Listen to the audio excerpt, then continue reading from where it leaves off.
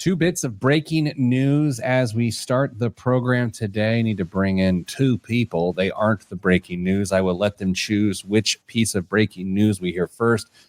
Dame, you get to choose the body breaking news or people breaking news. What do you want? Body related or people related breaking news items? What would you like to hear first? Was it about your body?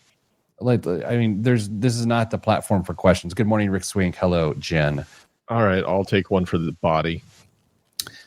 My head has shrunk. Oh. What? I don't know. I've got a less fat head, Chris. I put on a hat that I haven't worn in several months on Wednesday night. And Dame, as someone who understands how hats work, both of you, 2 notches in is what it requires. 2, not 1, 2. I went from 3 on the outside of the thing, to 1 to the outside of the thing in the last few months of shrinking a fat head. That I'm serious. I got a hat just here. Doesn't even seem. I got a hat. It's great radio. Shush. Okay, so here's a hat. Oh, it's a Velcro. Other breaking news: we have a theme song for Kristen's baby. Oh my! Yes. Ding ding ding ding ding. Maggie. Perfect. That's the theme song. I have to do it every time though, so I feel like we just need to. I need to record. Ding ding ding ding ding. Maggie.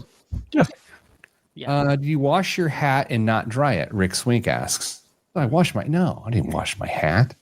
Is it possible that last time you wore it was really humid out and you had to expand it a little bit because you had expanded, and now that it's cooling off and it's less humid, it just shrunk back in? I don't know. It actually reminded me when I had hair and then I shaved my head, then I had to change all the settings on the hats. Yeah. It kind of had that feel to it. Anyway, Dame, how is your entire life? It's a bit of a dumpster fire at times, but thanks for asking. Yeah. Way too much to cover right now. Great. Chris, hopefully you're better than Dame. I mean, yes, I'm fine. Baby Maggie is nigh. Near. Oh. She'll be here soon, right? I guess. Oh my gosh. Can't wait to meet her. Anyway, let's do this. Let's do the show. Midlife money panic is the topic today. Dame, did you know that? I did actually know that. The image for the show today has 2 middle-aged men panicking and 1 younger woman looking very calm because she's not in her midlife yet. I was hoping Kristen noticed that she was treated very favorably by I was like, AI is out there just serving her younger than us. It's, Yeah. My girl has definitely been using her retinol between last week's show and this week's show. My crow's feet are nearly eliminated. Yeah. Well, Autumn back next week. Let's do a show. I think we got a quick one today. Oh, yeah? Yeah. Okay. Tired. We'll see. Let's get a timer here and do the show. You probably shouldn't start though for 1 minute and 20 seconds. Oh yeah. Good point. Good call. Live stream of a youth soccer game coming this Saturday from Grand Rapids, Michigan. I will be broadcasting the whole setup. Were you pleased with your Overlord internet? Oh yeah, we went Starlink. Yeah, has made it to the tech stack. It was amazing. It was freaking amazing. Thank you, Overlord Musk. Yeah, well, I mean, anything for youth soccer, right? Anything for youth soccer. We gotta wait another 30 seconds for the vapor lock. What, Dave? Had you factored in the cost of broadcasting hardware for youth travel sports when you originally did your calculation? No, I did not have high-end broadcast equipment on the list. I mean, I can only assume you bought an extra SM7B for. No, I just use the same mics that we use at work for our all-team meeting. Oh, Oh, the little. Oh, there it was. there was. All right, we're back. Man, that's me. Okay, here we go. In 3, 2, 1. This week on the Pete the Planner Show, we answer your money questions. Here's how the show works. You email us at askpete@petetheplanner.com. That's askpete, P-E-T-E. We're not talking the coffee shop that no one goes to. Askpete@petetheplanner.com, and we will answer your questions. Joining me with a reaction shot is Kristen Elanius. You looked uncomfortable when I said that. Well, it was just a little harsh, it seemed, but hello. They're not a sponsor. Dame, how are you? I'm great. Damian Andrew Dunn. Thanks. This week on the show, we got an email from someone in Tampa who listed their name as trying to catch up in Tampa. The tomato joke there somewhere. Anyway, their question is related to being behind the 8 ball of retirement savings. So this entire show is dedicated to that email, and here it is right now. I'm 42 years old, and I'm starting to panic about retirement. I've been working for most of my adult life, but between raising kids, helping out family, and frankly, just not prioritizing retirement the way I should have, I've only got about $40,000 saved total. That's between a 401k and an IRA, no pension, no inheritance that I could reasonably count on. And Social Security feels like a big question mark. I make decent money now, around $110,000 on average, and I'm trying to get more intentional about my finances, but I keep reading about how people my age should have several $100,000 saved already. It's hard not to feel like I've completely blown it. What does it actually mean to catch up at this age? Is it possible to build enough to retire if you're starting from behind? How do I begin to break my dependence on my income? What are the worst mistakes? Jeez. Time out. How many question marks? What do they think's going on here? Sorry. In their defense, Yes. they're probably putting questions in there, hoping that we at least answer one of them. Don't they know how this show works? I can't answer a single question. What are the worst mistakes I could make right now that would hurt my chances of retiring with any kind of peace? I really want to turn this around, but I also need to know that it's not too late to try. Thanks, trying to catch up in Tampa. Okay. Who wants the first swing at this? Oh, I feel like Damien does for one sentence that I don't know if you caught it, but he made just a little bit of a noise. I did hear him laugh. Hold on, let me think of what it was. Oh, is it the people my age should have several $100,000? Was that one? No, he kind of like scoffed at Social Security feels like a big question mark. Damien loves this topic. And I mean, it's not that I love it. It's first of all, there are lots and lots and lots of people that feel this way. Big question mark. Whether for one reason or another, a lot of folks think that Social Security is not going to be there, especially with some of the later news, more late news, recently occurring news. Nobody knows what I'm trying to say. On Social Security, yeah, it feels like it might not be there. But what I can tell you is anytime you look at the actual numbers and do the research, not just what you're being fed through social media or some news outlets, Social Security will be there for a long time. Pause. Your full benefit may not be there, unfortunately. And that may happen sooner rather than later. If government keeps kicking the can down the road and not figuring Time out. Oh. Time out. Time out. Jerome Powell just indicated conditions may warrant interest rate cut as Fed proceeds carefully. Dow rallies 600 points right now in real time. Sounds like somebody's trying to save their job. Sounds like someone was wrong again on the national news this morning. I mean, I literally said, she asked, what do you think's going to happen? I said, well, you know this, Marky, I am on a several month losing streak of predictions, so let's keep it going. And I was wrong again. Now, did you make that prediction intentionally to try and be wrong just to keep that streak going? No, I'm an earnest Midwesterner. I'm just wrong all the time. Hey, thanks for listening to the financial show that'll change your life. Dame, not to cut you off, but to cut you off. Yeah. We'll get to Social Security. This person's situation, 42, 40 grand to their name. Mm-hmm. I think this is the rule, not the exception. I think this is an incredibly common situation. What I can tell you is that we talk to people every day that are in this exact situation. They don't have enough, whatever that means, enough saved for retirement based on whatever they're looking at. Is trying to catch up in Tampa behind? Yeah, arguably by most metrics, they're going to be a little bit behind.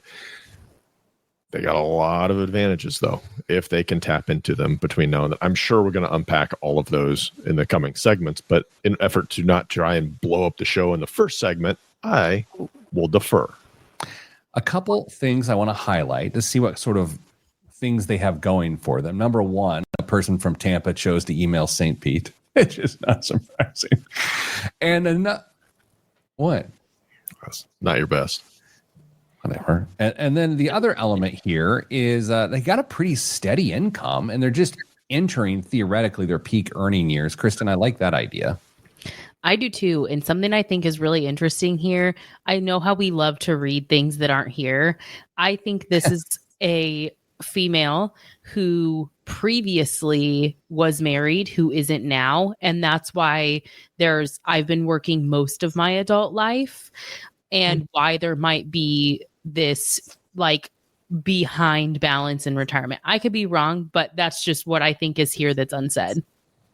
There's a piece of information I really would love to know, and it's just what is the housing situation and how much equity is in the house. I think that would be another piece of potential positivity that would be helpful here. What if they rent? That would not be ideal for what we're trying to recover here. I guess to cut to the chase, by no means is it over for them. I mean, years ago, I did an entire series on starting broke at 50 and still being able to retire. I mean, so I'm not saying wait 8 years, but yeah, this is incredibly hopeful. I'm not dismissive of it. And by the way, the person needs to get going today, and we're going to spend the rest of the episode talking about what exactly to do. But they shouldn't feel shame. They can feel scared if the scared feeling gets them off the porch. Dame, sometimes in this, it's whatever's in your feelings. If it's one that just has you indoors and, again, metaphorically not acting, that's the problem. Whatever emotion gets you moving is what I want. Yeah, and talking through this with somebody or having somebody talk to you about it over the radio, if that can be the motivating factor, great, because what we need to do is try and establish some new financial norms, some habits for you going forward to make sure that you are on track to retire at somewhat close to retirement age. You've got 25-ish years to make this happen, which is way more time financially than you think it is. You are far from out of the game at this point. We just have to make sure you're doing what you need to do between now and then and making the kind of decisions you need to make now, because every dollar you invest right now is way more powerful than any dollar you're going to invest 10 years from now. You've got opportunity. Yeah, Chris, I know we're going to really unpack this here in the next couple segments. I'm just curious, before we go to break for both of you, here's the question I want you to think through. In terms of percentile, like old school standardized testing, where do you think this person lines up in terms of their actual stability for a 42-year-old? Clearly, they're not in the 99th percentile of stability. Are they at the 50th? Because that would suggest that they're about the average person in terms of stability at age 42. I'll put that as the marker out there for you. Quick answer, 20 seconds. What do we got? Kristen, where do you think they're at? 60. Provocative, Dame. 55. 57 and a half. After the break, what should this person do to actually catch up? The catch-up plan is next right here on the Pete the Planner Show. I'm Pete the Planner. I mean, I'm not shocked I was wrong. His whole day is ruined. Here's what I said. She said, what do you think is going to happen? And I said, well, I think it's going to have the whole feel of when your kid says, "Can I stay up late tonight?" early in the day, and you hit him with the maybe, but really what you mean is no, right? So I thought that was going to be the entire vibe of the meeting. So theoretically, he said it may warrant an interest rate cut, and the Fed needs to proceed carefully. That's a little bit of a maybe. Yeah. And I mean, so maybe I could be right. Yeah, he's squishy. The market is just bananas on it. That loves it. What's crypto doing? Listen to me. Yeah, it likes it too. See, this is the thing about interest rate cuts that any president wants is the short-term boost. And you can't fault a person with that particular thinking. Now, beyond that, you can agree or disagree with the long-term thinking, but short-term thinking, of course, Dame, they want that. Yes, they absolutely want that. Man. All right, I have a little fun game for us to play. You guys want to play a little fun game? Of course. 7 movements in your 30s and 40s that would suggest your body is aging better than most. So I'm going to tell you 7 physical fitness moves. We are on the show all in our 30s and 40s. Ugh. And if you can do it without Hey, hey, hey. Ding, ding, ding, Hey. ding, ding. It's Maggie. did I mess it up? There's no it's just Did. Maggie. Maggie. Ding, ding, ding, da, da, ding, ding. Ding, ding, ding. No, that's Isaac Baby. Yeah. Baby. Okay. All right. Number 1. Okay. Okay. Kristen, can you do a push-up? In my current condition, No, not in a current. I mean, you are pushed up right now in your current condition.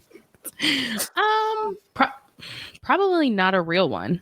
Okay. Oh, what's a real one? Like with your knees not on the ground?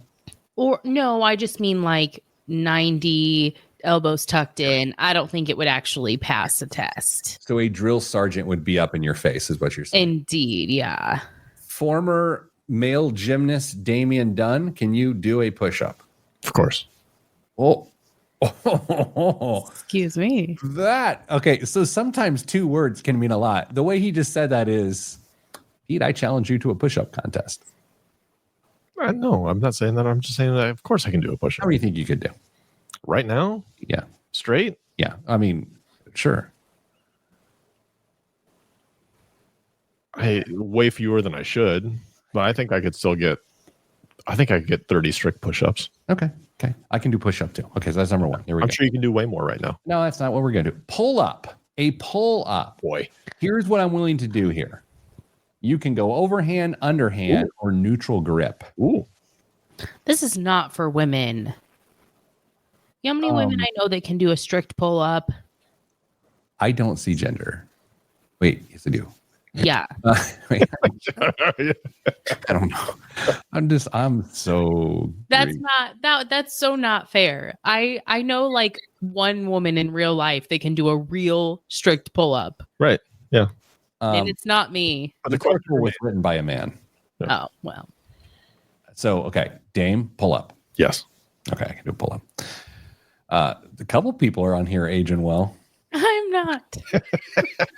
Single leg squat to bench. Single leg. So there's a bench behind you. Single leg. Go down. Stand back up on one leg. Can you do that? Yeah. Okay. Chris says yes. Dame. I'm pretty sure I might have a balance issue the first time I try it, but I'm Yeah, I think I would look uncoordinated at first. Yeah, I could do it. I have the strength in my legs to be able to do that. Grabbed a chair. I'm going to see if I can do this here. Oh, if he goes down, the last couple segments are going to be tough. Oh, that's easy. Okay.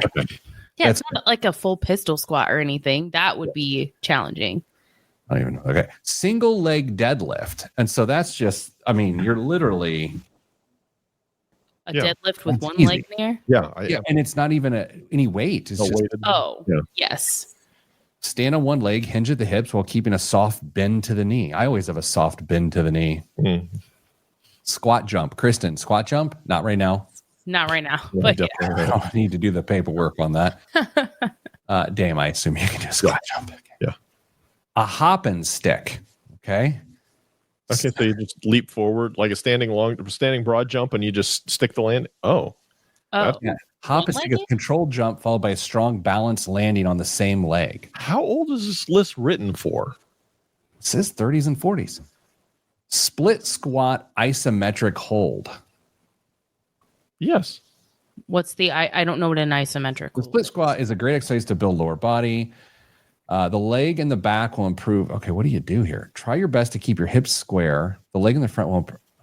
I don't even know. It doesn't even tell you to do it. Yeah, we can do all these things. Andy Fadachan, who wrote this. Anyway, it's a financial show. Congrats on your aging, guys. You're doing a good job. I could be doing better. It seems. I don't know. I mean, can a lady, average lady, do a pull up and a push up? I mean, I don't know. I think the average female could probably do a push up, but the average Tough. Yeah, I don't think the average woman. I don't think that's even close on the pull up. Okay. So does everyone feel better about themselves already? No, I feel because worse. right now I can do none of those things. I feel worse that a professional thought that was a reasonable list for the judge the fitness of a 30 to 40-year-old or 30 to 50-year-old or however you want to look at it. You know, sometimes when I read pieces like that, and it's not that this person's not an expert, I think back to my early days of content creation and thinking I was putting out something really like hot and interesting. And then I look back on it now and I'm like, oh, that was dumb. And I just wonder where this person is in their content creation journey. Kristen's cracking up here. What are you thinking about? It's just funny because, I mean, it was the piece. I mean, it got you to click, right? It served its purpose. You saw, am I 40 and still fit? And you were like, you got your little ego boost and it worked. I don't. Wow, this Andy Fadachan is my guy now. My guy. You're going to go back there anytime you see an article written by him saying, I need that little boost. Do you guys want a Danny Dunn, comedian, friend of the show, career update? How is Danny doing? Yes, let's hear it. He's got a couple amazing things going on. One I can talk about right now. He is on a national tour opening for Rory Scovel, who is a big time comedian. So he's got like a 50 city tour he's about to go out on. Good for him. Wow. No, he's like doing it. Like he's a big deal. He was on this show. And he was on the show. That's actually his claim to fame until now. Yeah. Yeah. I talked to him this week. So that's good. All right. Let's do our show. 3, 2, 1 show. Back on the Pete the Planner show. We got an email from a fella, it doesn't matter, 42 years old, behind financially for retirement, has $40,000 saved for retirement.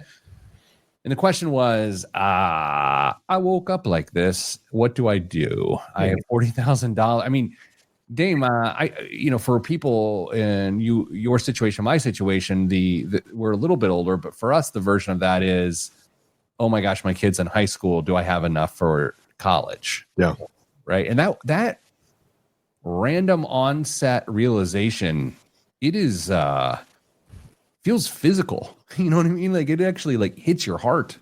Yeah. And I think a part of that is because our situation is a little bit more immediate for us specifically. But even if you've got, kids in middle school or junior high, you realize that and you're like, man, I don't have 25 years to deal with this. I've got 5 years to deal with this, and trying to make up that time in a small window is going to be really, really tough.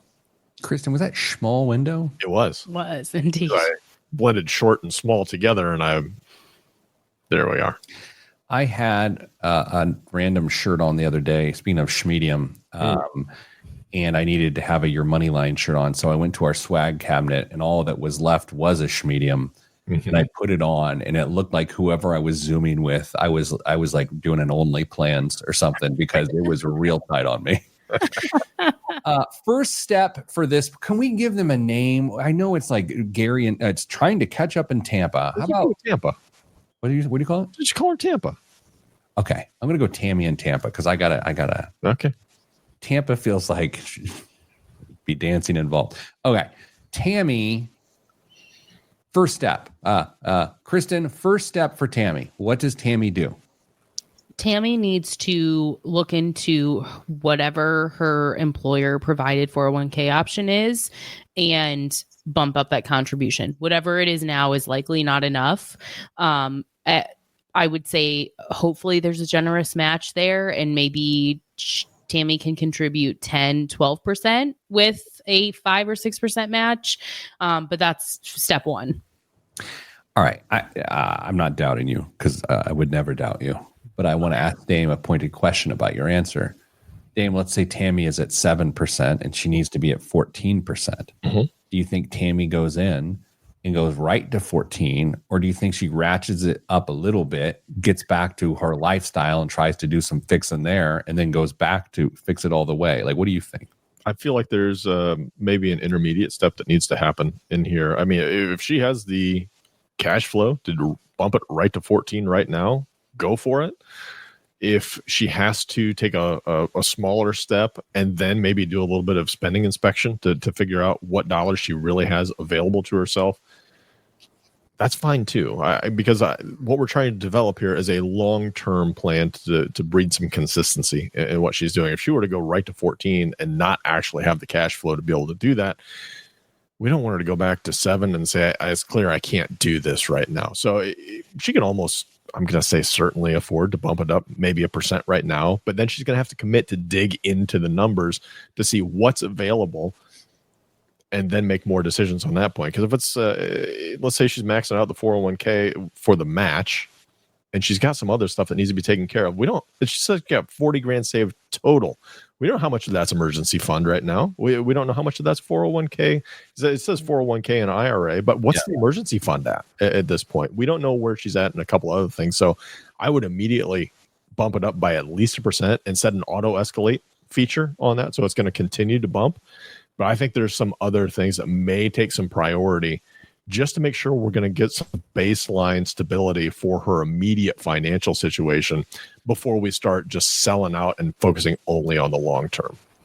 Seems like a self-serving comment here, Kristen, but this is one of those situations that, a financial planner theoretically could help you here, but this is actually what financial coaches do. Mm-hmm. I mean, it is literally what you and Dame and your team does. It's all right. Calm down. Let's walk through this. Let's find some accountability. Let's attack it from both sides, trying to get more money and then needing less money.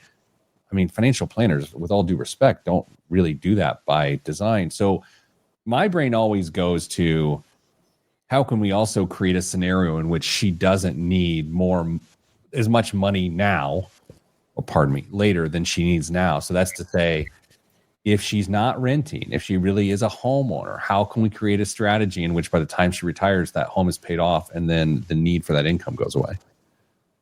Yeah, 100%. I mean, the thing that concerns me about this idea of don't ratchet up your contributions that much is that, to your point, Pete, the everyman does not have access to someone who is working in the financial coaching space. And my concern is that someone who, as you kind of set up this segment of like, I woke up at 42, so to speak, and realized that I'm behind, I don't know that we can realistically count on then that person who's this behavior that we've seen so far to actually increase those contributions. I think it has to be let's look at where I can capture that discretionary income, shift it to my 401k, and then it's out of sight, it's out of mind. Dame, she used the B word there, behavior, and it made me think, theoretically, behavior's involved here because it's decisions and reactions and those things.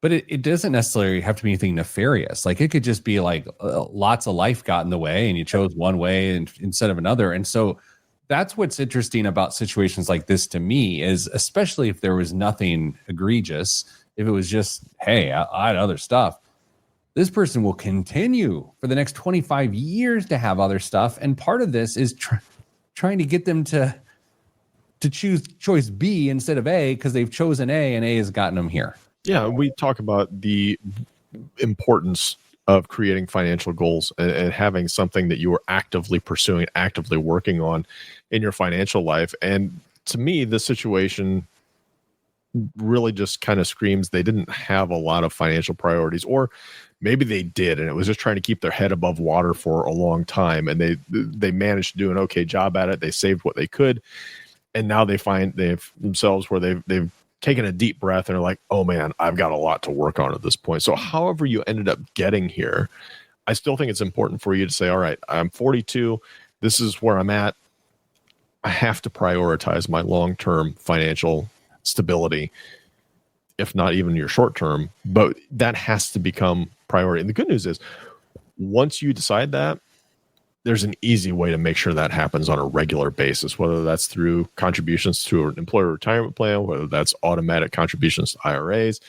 If you prioritize it and you set it up to happen automatically, it takes the decision out of your hands on a monthly basis. It just happens. And that's the easiest way to make sure that you don't get in your own way of creating that vision for yourself in the future. Kristen generated a little segment we like to call Math on the Radio here.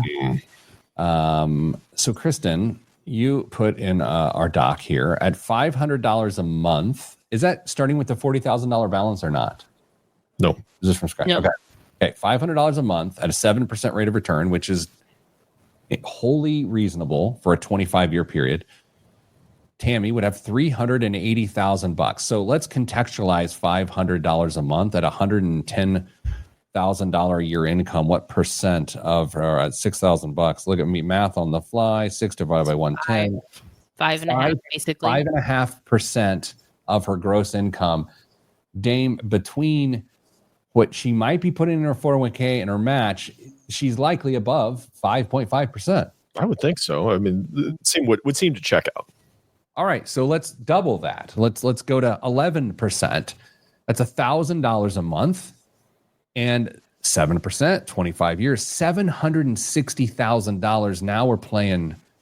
And then finally, if you triple it, if you get to $1,500 a month, which I know sounds like a lot, it takes her to $1.14 million by the time she retires.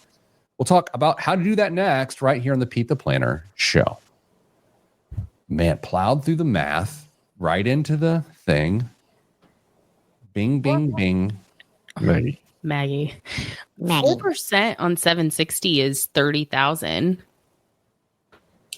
Wait, 4%. What'd you say? No, what? No. Sorry, I was doing 4% withdrawal rate on 760 on the 760,000 is $30,000 a year. So $1,000 a month now equates to $30,000 in 25 years.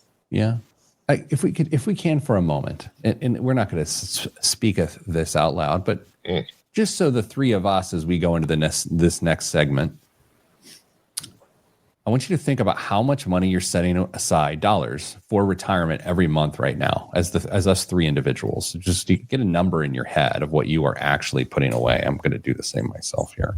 I was going to say, you got to. You got it? You're close? Keep talking. I'm good. All right. And then I think everyone listening right now should sort of do that as we go through that math. At $500 a month in 25 years at an incredibly reasonable rate of return, you'll have $380,000. At $1,000 a month, you'll have $760,000. At $1,500, you'll have $1.14. So as you think about what you're doing, what will be the impact? Let's say you're putting in $3,000 a month right now because maybe you got dual incomes or whatever. Then you're looking at having $2.28 million set aside for retirement. It's interesting. Is that right? Motivating is what it is. It is motivating. When you talk about it in those terms, like we talk about it in you and the three of us know that to be true. We know how the rule of 72 works. We know how compound interest works, but it's like when you conceptualize it, I don't know, it's invigorating. I have a hot take, but go ahead, Dave. I was say, I think this is really, it can be very encouraging for somebody who's 42. I think this conversation gets a lot tougher, as Pete's series, a couple of years ago showed, that when you have this conversation at 52 versus 42, those end numbers, those totals that you have look significantly different than they do. But there's still levers to pull when it comes to retirement and how much money you end up with at retirement, which we may end up actually talking about a little bit in the next segment. So I won't step on that right now. I do think also the $40,000, it's going to have 3 doubling periods, right? So 40 to 80, 80 to 160, and 160 to 320. And so you slap that on the back of any of those other numbers there. And again, you're going. At the 50 number, at 50 years old, I always find it interesting. I'll put it this way. If you've got a 10-year period in which you're trying to get everything done before you retire, we'll just go 10 years as opposed to 50. Even if you're behind the 8 ball and you think to yourself, oh my gosh, it has taken me 30 years to save $150,000. How am I going to go further from there? Well, I'll tell you this, in 10 years, your $150,000 will double theoretically. So it'll take care of itself. The 150 will become 300 with compounding interest. And then your job is to stack on top of that with your new contribution. So fun with math on the radio. Let's continue in 3, 2, 1. Back on the Pete the Planner show. Tammy from Tampa. We don't know if her name's Tammy, but she didn't leave her name, but she's from Tampa.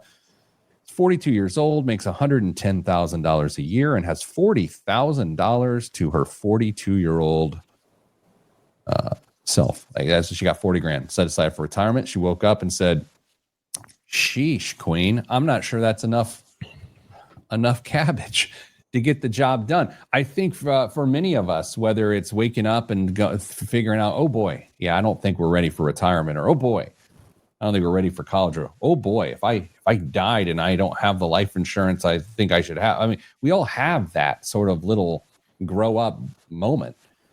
And so what we're focusing on here today is trying to get her back on track. In the last segment, we did a little fun math on the radio and said, hey, we got some pretty big numbers possible. But now we have to talk about the mistakes to avoid and the mindset that needs shifted. Dame, you want to hit us with a few caveats of what not to do? Yeah, there's a few that stand out to me. One is using your retirement savings as a piggy bank or an emergency fund if you need to or feel like you need to, because anything that comes out is just going to derail the long-term progress that you're going to make and can be super detrimental to making sure that you're going to have that vision of retirement that you are working so hard for right now. So taking money out early is a big one. Also, may not be quite as big of a deal for Tammy right now, but chasing hot investments. I mean, it's just like getting on the train, whether you all of a sudden have crypto available to you in your 401k or whatever it is, just chasing what you think is hot at the moment, because it won't always be. Can I give a broken metaphor and just have you evaluate how stupid it is, Dame? Say you're running behind, okay? Okay. And you're going to be late for something, which if you're me, you're panicking. You'd probably just want to fake your death at that point. You're going 70 miles an hour on the interstate, and you got a couple choices. You can keep going 70 miles an hour and be pretty late. You can maybe push it to 79, which isn't that bad and arguably not high risk in terms of getting a ticket. Okay. And be a little less late. Or you could do what a person like you does when you have a performance vehicle like you do, and punch it to like 110, get there on time, but the risks increase. Does that metaphor hold up here? Just so we're all on the page, I do not egregiously speed for any police officers that are listening to the show right now. Just so, and I love what you do. I appreciate it. Thank you very much. I think there's some connection to what we're talking about here, because what we end up running into is risk tolerance conversation with this, and some people can stomach chasing higher risk investment opportunities. There are some people that will literally lose sleep and get physically ill when they think about investing in things like this, or when they see the I'm going to go ahead and say expected outcomes of a bad market on higher risk investments. So knowing who you are and what your risk tolerance is still going to play a really important role. Can you push it? Yeah, but you better be okay with it. You better understand that when the market goes down, and it will go down, it's the one thing we can all be sure of, that you're going to have to deal with the outcome of that. Kristen, before I ask you to give us a mistake to avoid, I want to note that Dame likes police officers so much, he even has a little device on his dash that lets him know where the police officers are, so Dame can wave and Wave. further. That's right. Yeah, that's how much he loves it. Kristen, what other mistakes should Tammy avoid? I think there's two that are the worst possible mistakes that have not been mentioned yet. Oh, good Lord. Let's do it. Okay, the first one is whether Tammy currently owns a home or not, stepping into a 30-year mortgage is like the worst thing you can do right now. So we think she's got about 25 years left in her work career ish. And so signing up for a loan that extends beyond that would be bad, is what you're saying. I think it would be, and also resets, I'm the behavior queen around here. I think it also resets this expectation that, there was implication that there are children involved. If I buy a house now, is that really going to be the home that I retire in? Then do I make another move again? And I think people try to get cute with the math and the potential equity, and it can completely ruin the setup. Oh, Damian Dunn disagrees. I understand. I think I understand what you're trying to say here, but in the first segment, we were hoping that she was a homeowner to try and hopefully build a little bit of equity. I also said that every dollar you invest right now is more powerful than you would invest in 10 or 15 years from now. Yep. A 30-year mortgage would allow her to A, be a homeowner, and B, put more money towards retirement.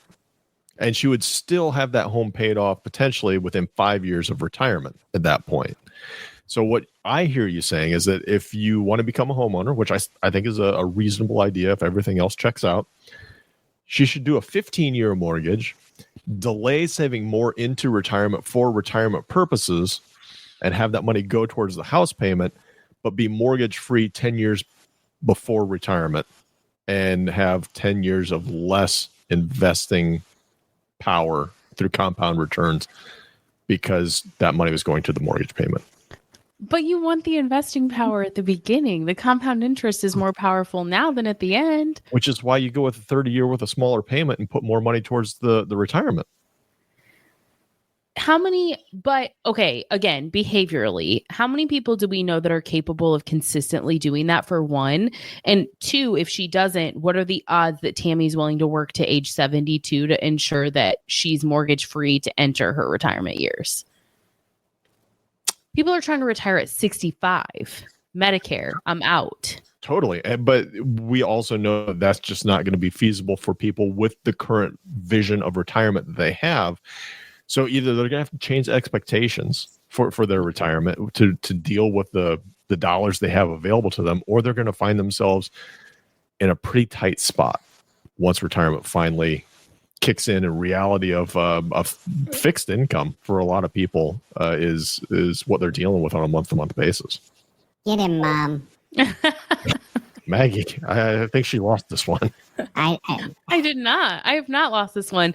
And what I will say, I think what both of us are saying is that the second thing that I think is detrimental is to say, wait, because I'm comparing the people around me. I firmly believe that despite the fact that Tammy woke up at 42 and feels behind, that if Tammy were to survey her peers, she would find people that are in similar or even worse financial positions when it comes to their retirement. And then we get in this mindset of well, it could be worse. They're going to have to retire too. That is the worst thing that can happen right now, is to talk to your peers about where they're at and allow that to inflate your sense of security. Can I get super tactical here? I think she should commit to the next 2 or 3 tax refunds, assuming she gets one, because what she's described as someone who would typically get one, should go to 100% increase her net worth. I mean, they can either go towards creating that emergency fund that we have some doubts around, and then getting money set aside for retirement in a bit of a chunk, So it's got the longest to grow to, which is both of your points there. I think when you're behind like this, you've got to change the things that you've always done. And my gut tells me if you're 42 and you got 40 grand to your name, whatever tax refunds you've gotten over the last 20 years as an adult have gone to do other things. Well, it's time to change that particular strategy. Dame, for years, I'm a believer in the sense that most people, most households, they get 2, maybe 3, they catch 2 or 3 financial breaks a year in some way, some weird little way. A tax refund's one of them. If you're on 26 pay, meaning you get paid every other week, it means there's 2 months in which you get 3 paychecks. Like those are breaks, and taking advantage of them differently is what is needed. Yeah, if you can just shift your perspective from doing what you've always done to what needs to be done, I think you've got a shot here. Let's do this. Let's take a break. Kristen is going to consult the Fight Dictionary to see if she won, and we'll come back with the biggest waste of money of the week and the news. I'm Pete the Planner. There's no winners or losers, and that was a good discussion. But if there was, Dame.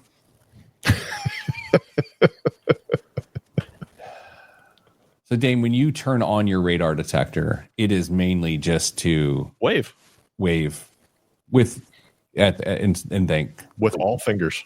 All fingers. Hello. And you even slow down to be able to wave. I do, because I want to make sure they see me and acknowledge my wave. Can I ask a speed question, Dame, that you can answer or cannot answer? Yeah. You're on cruise control. Mm-hmm. You're just going somewhere. The fam is in the car. Okay. The speed limit is 70. What is a normal cruise for you? And then what is your little bit spicier cruise? If we're in the family vehicle, I'm usually max of like 79. And that's not, is that your spicy, or you would usually max of like I'm typically like 73 to 75 with fam, and then if we got to get somewhere 79 ish, but that's it. Something tells me Kristen's got a lead foot. Kristen, what is your cruise when it is 70 miles per hour? I don't, because I'm scared to get in trouble. Oh, well, that actually tracks too. Yeah, I can totally see that. So that doesn't work. Not because I wouldn't enjoy driving faster. I am just terrified of getting a ticket, because that would be me getting in trouble. But for some reason, 9 feels safe and 10 feels like I'm going to get a ticket over the speed limit, like regardless, which is so dumb, because 9 over 70 and 9 over 40 is a totally different ball game. Oh, yeah, you don't do 9 over 40 in town. That's you're just asking for death at that point.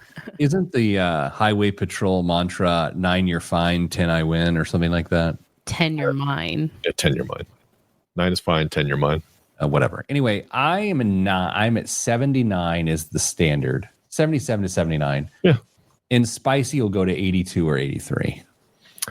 I mean, yes, if we're talking other vehicles, yes. Danza, former listener of the year, notes, I've cruise controlled precisely 0 times. Is that odd? Well, yes, that's incredibly odd. Yeah. Now, maybe Danza is just very financially responsible and drives an older car without cruise control.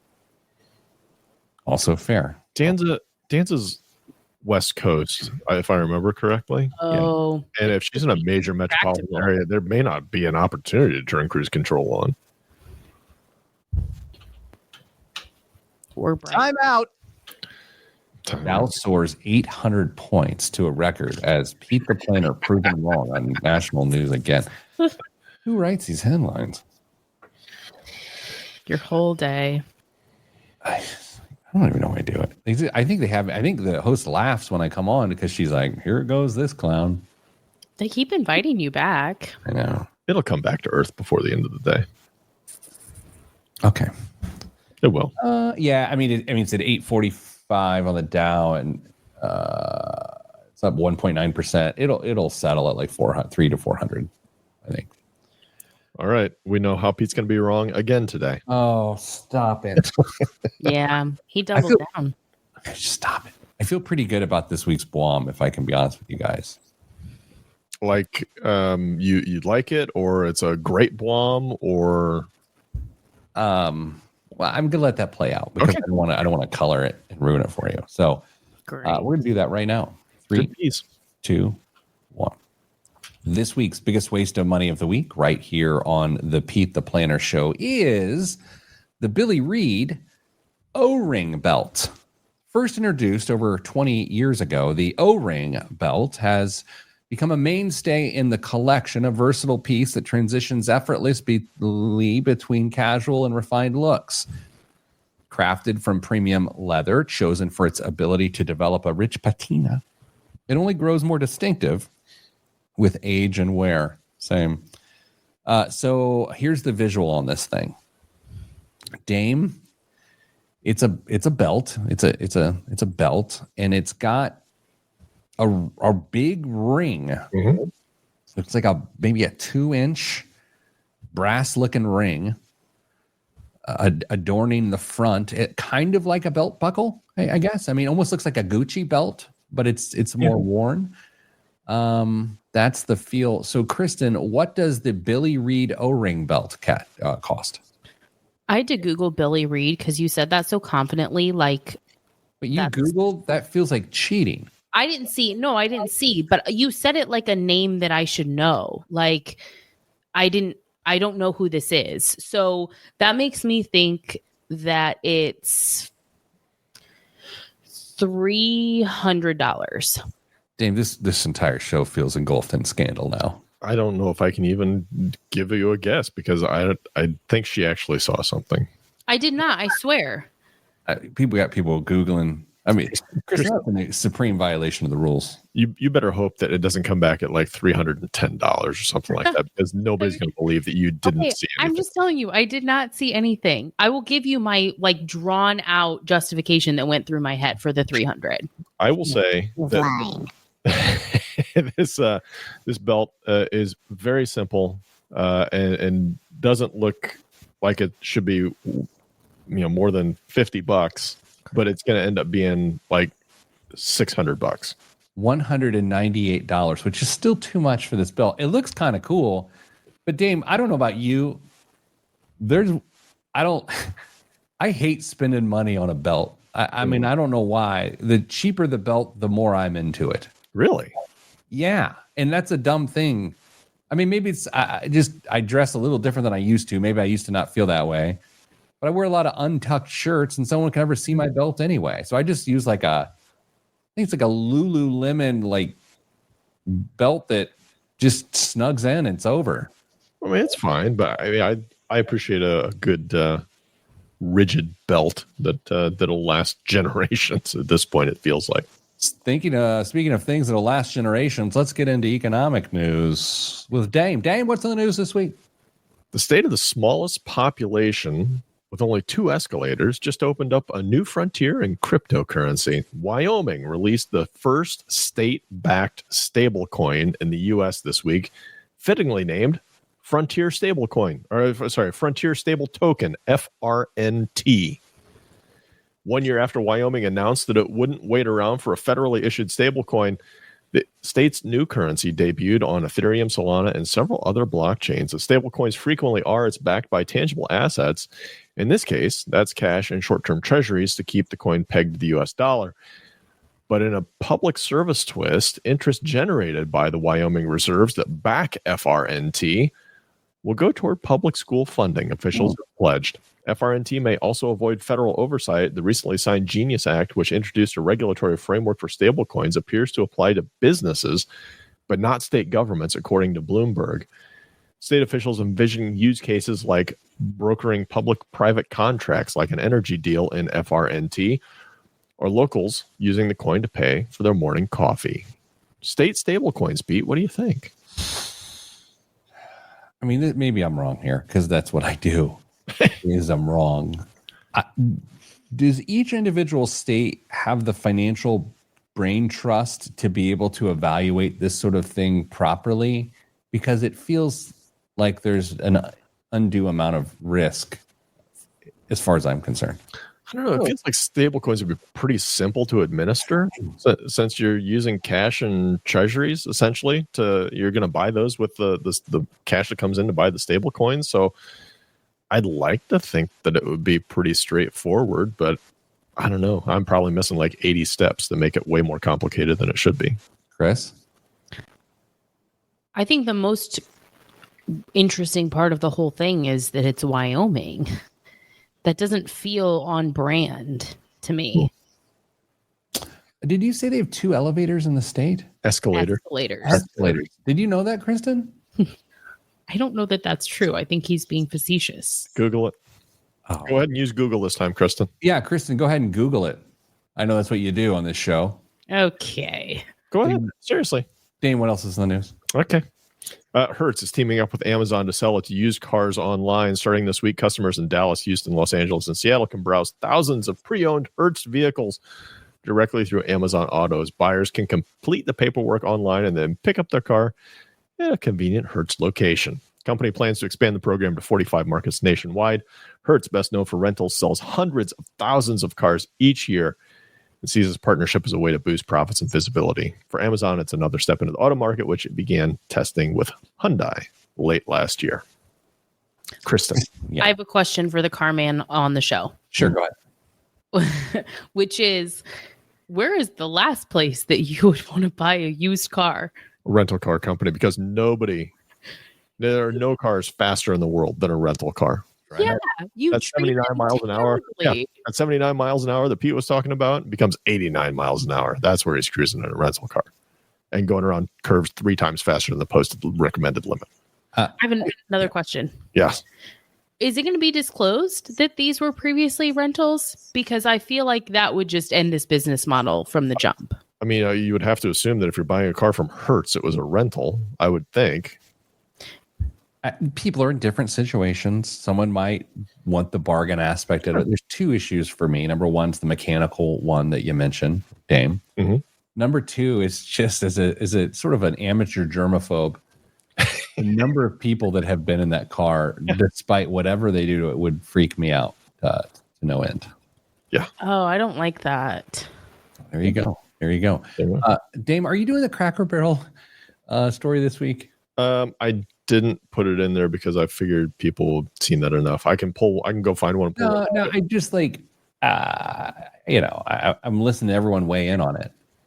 And I just think, why does anyone care? It just seems like one of those stories is like, don't we have enough things to have opinions on than a rebrand of a restaurant that you haven't been to in 10 years? Who cares? I mean, I think the rebrand looks worse than the old brand, but I mean, yeah, right. But it's like, are you mad, Dame? How mad are you? Are the pancakes going to say the same? Because that's all I care about. That's where I'm at. Like chicken fried chicken.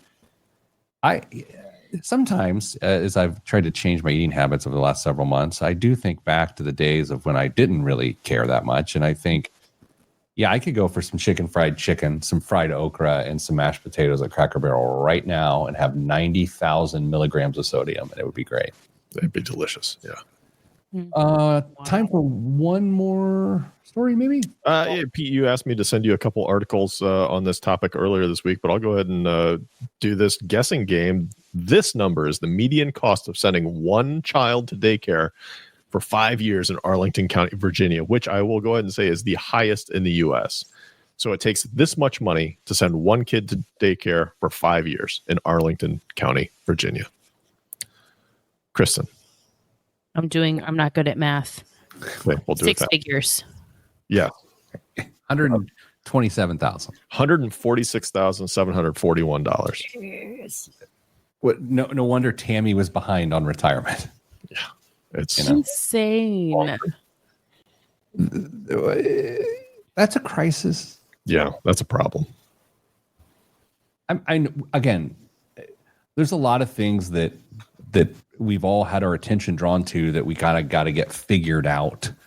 Things like casual dining restaurant brands, rebrands. Mm-hmm. But I think the daycare issue is worth some level of effort here, y'all, because that's crazy. Anywho, It's just because I kinder care. All right, that's all I have time for this week. So I'm sending you good vibes because good vibes are all that's in the budget. I'm Pete the Planner. This is the Pete the Planner show. That was bad. It's all right. This week's program is brought to you by Herculean Meal Prep. Herculean Meal Prep is what I'm about to go do right after this show. Salmon for me this week, and don't sleep on the beef pot roast, even though it is just still 80 degrees outside. Herculean Meal Prep are frozen prepared meals that can be delivered to your home. You can go pick them up in the store and tell them Pete sent you. And the person behind the counter can go, who? And you'll say, Pete. No, who? And then order like 10 of them and you'll save some money. They're delicious, nutritious, convenient, and our office freezer is filled with them. And if anyone in my office tries to touch them, they get reprimanded. HerculeanMealPrep.com. Boy.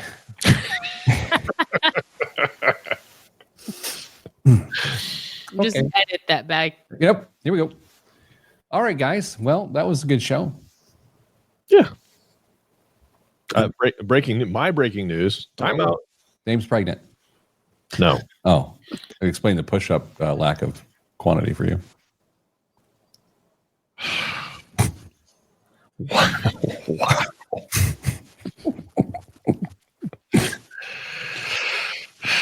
Yes, go ahead. My daughter will not require surgery. Yes. Yay. So the first ray of sunshine. So exciting. Yeah. From a cost perspective, though, I mean, at this point, I know exactly. I mean, maybe we'll squeeze one in by the end of the year. just sign her up. She might need it eventually. Speaking of expensive teens, Theodore got fit for Invisalign this week, so that's gonna set me back. $5,000. He's playing a sport where he could literally have teeth blown out of his face at any given moment. I mean, is it really smart to get them all lined up just to see chiclets on the field? Not a lot of tooth loss in soccer. Oddly, I will note a lot of bloody lips in soccer, which is why he didn't get braces as opposed to. Yeah, that makes sense. All right, everybody. Well, that was a good show. So, Kristen, good luck with whatever it is you get into this weekend. Dame, enjoy your life, and everyone else, just please stay getting money.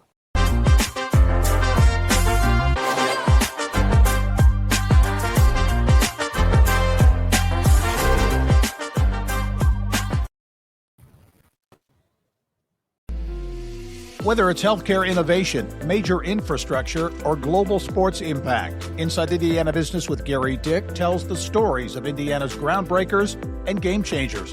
It's the must-listen show for business, civic, and community leaders across the state.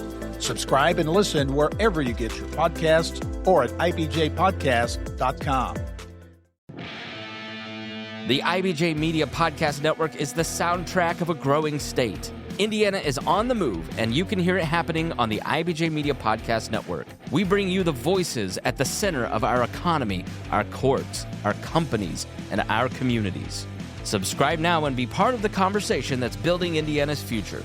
Find all of our shows by searching IBJ Media in your podcast app or visit ibjpodcasts.com.